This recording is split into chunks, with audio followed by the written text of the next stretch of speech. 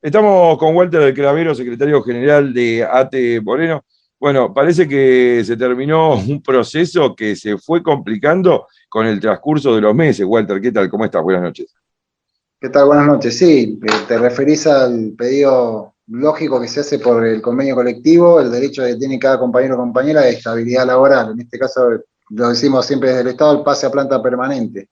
Es un reclamo que a cualquier gestión como antes lo hemos hecho, con las herramientas que se pudiera tener. En el caso municipal, con una ley que entró en vigencia en 2015, donde ya establece la lógica que se tiene que dar cualquier administración. No puede tener más de un 20% de compañeros contratados temporarios. Y esto es para evitar la precarización histórica que existe en distintos municipios con las distintas modalidades y que aparte sea motivo de persecución. Hablando en general, hablo del mapa de la provincia y de otras provincias, ¿no? Tener de rehén político al trabajador, entendiéndolo como un sujeto de la política y entendiéndolo como un sujeto de ese destino, y no del destino que tiene que tener un trabajador o trabajadora estatal, que es pleno derecho como plenas obligaciones.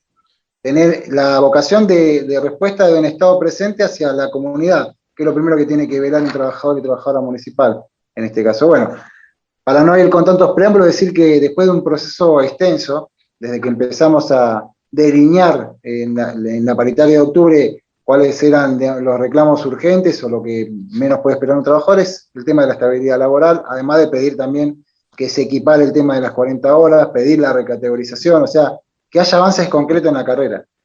En este sentido, bueno, llegamos a marzo, a donde pudimos cerrar el proceso de firmar el listado de los compañeros y compañeras contenidos en el acta de la mesa técnica de pase a planta permanente. Se había hablado primero de unos 551 trabajadores. ¿Se aumentó ese listado? Se pudo considerar un montón de situaciones donde de los 551 había para seguir filtrando información según cómo se determinan ellos, o revisar, analizar en el marco de la Junta de Calificación y Ascenso, viendo las cuestiones lógicas que un trabajador tiene como traba, que es el tema de la conducta laboral.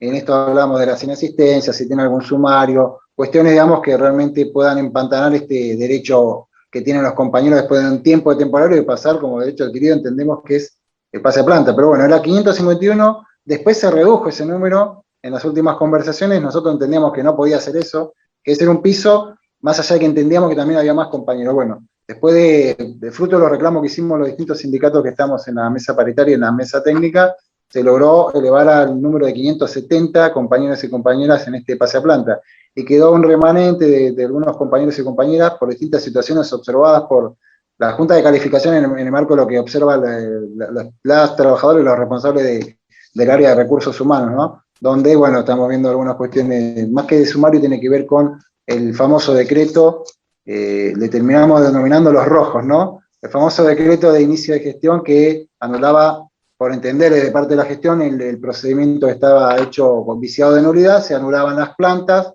se anulaba el proceso de recategorización, se volvía a toda esa cantidad de trabajadores y trabajadoras que habían sido alcanzados por decreto, en este caso favorables, que daban planta, analizados por el actual Ejecutivo diciendo que cumplían con anomalías, que había anomalías dentro de este decreto y que había que anularlo por completo, lisa y llanamente, porque no se podía generar otro mecanismo, cosa que nosotros hemos discutido. Bueno, todavía queda en discusión y quedaron algunos compañeros y compañeras comprendidos en esa situación. Otros casos de inasistencias, es una cuestión que hay que ver cómo revisar, en este caso desde recursos y también con el aporte de los sindicatos, para entender que la conducta laboral es parte también de la carrera.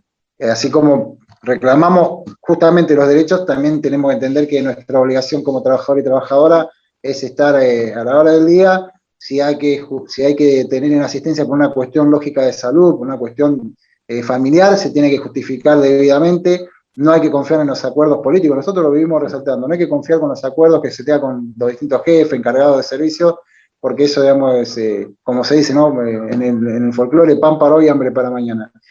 Hay que resolver las cuestiones como se tienen que resolver. Si hay una situación que hay que informar por una enfermedad, se tiene que presentar la licencia por enfermedad. Pero bueno, digo, fueron no más de 30 compañeros y compañeras para analizar dentro de lo que también se había firmado, que era el corte hasta el 31 de diciembre de 2019. Hoy lo que tenemos que ya dar celeridad a discutir ya los ingresos 2020, que son unos cuantos. Entendemos que por ahí dentro de los ingresos 2020 veremos cuál es el mapa y la composición de todavía trabajadores temporarios. Y otra cuestión que hemos discutido en las distintas mesas técnicas y vamos a seguir discutiendo es ver las modalidades de contratación y qué definición se toma con eso. Locación de servicio, el caso de los médicos y enfermeros comunitarios, como así cualquier modalidad que nosotros llamamos precaria en la contratación laboral, empiece a cobrar la figura que debe cobrar, que es el temporario contratado con la misma función que tiene un planta permanente para que la perspectiva sea, en el marco del cumplimiento que se exige del contrato laboral, haya también perspectiva de ingreso a planta permanente. Y poder cumplir con también la lógica de la ley que dice que no haya más de un 20% de personal de acuerdo a toda la planta municipal contratado en la modalidad de temporario.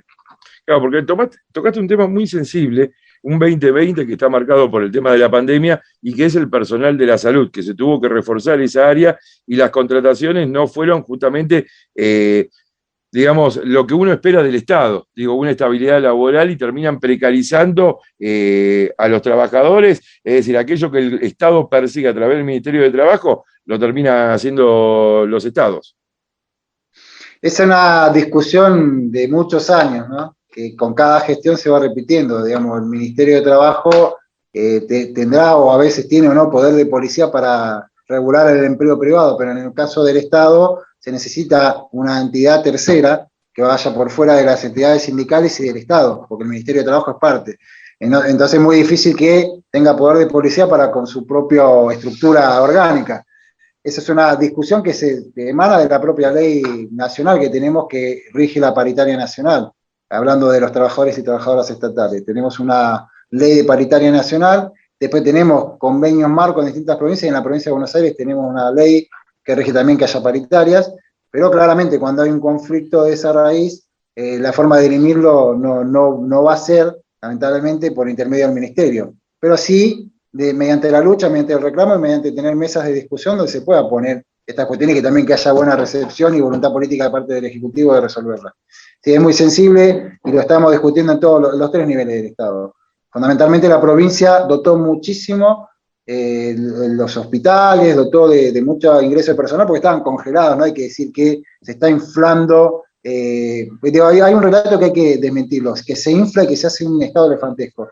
La realidad es que en los últimos 4 años, cuando gobernó Macri, degradó a Secretaría el Ministerio de Salud y en la provincia de Buenos Aires se congelaron los ingresos 2 años antes, con las leyes administrativas de emergencia administrativa y tecnológica que había presentado Vidal. Se habían congelado los ingresos y lo que se generaron fueron modalidades de contrato autónomo, se llamaba. Era la extrema precarización, una de las figuras más extrema que se puede ver, donde el trabajador no tenía derecho a nada y encima tenía que pagarse su tributo laboral para poder aportar una obra social y para poder aportar una caja jubilatoria.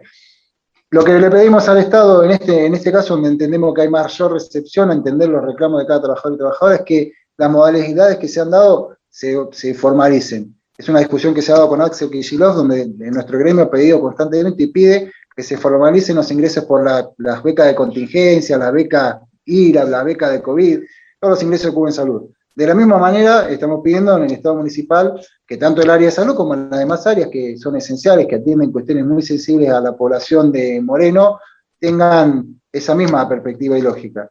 Luchemos por erradicar la precarización laboral porque atentamos también con la calidad laboral que puede dar un trabajador cuando tiene que andar pensando mes a mes si le van a renovar el contrato, todos los 31 de diciembre a rezarle si es religioso al santo de turno para que no se le termine el contrato laboral. Por último, Walter, mencionaste también paritarias. ¿Cuándo empieza la negociación aquí en Moreno? Hemos fijado una fecha preliminar para el 25 de marzo. Queda a confirmar, pero entendemos que no debe demorarse mucho. El Estado provincial ha avanzado con el cierre de paritario docente y hemos cerrado, entendemos satisfactoriamente en cuanto a los montos de los porcentajes, digo, a nivel provincial. Y bueno, ahora irradia esa paritaria provincial la posibilidad concreta de empezar a esbozar, nosotros entendiendo cuáles fueron los puntos que se perdieron del año pasado, más la proyección inflacionaria, y bueno, el Ejecutivo dando un informe de situación económica y en eso dándose las discusiones que se tienen que dar. Como todos los años, entendemos que lo importante sería poder arrancar en este mes y poder generar un acuerdo con una perspectiva de cierre de año, ya avanzar y poder entendiendo, digamos, los distintos reclamos, poder llegar a un acuerdo. Bueno, tenemos esa fecha estimativa el 25 de marzo.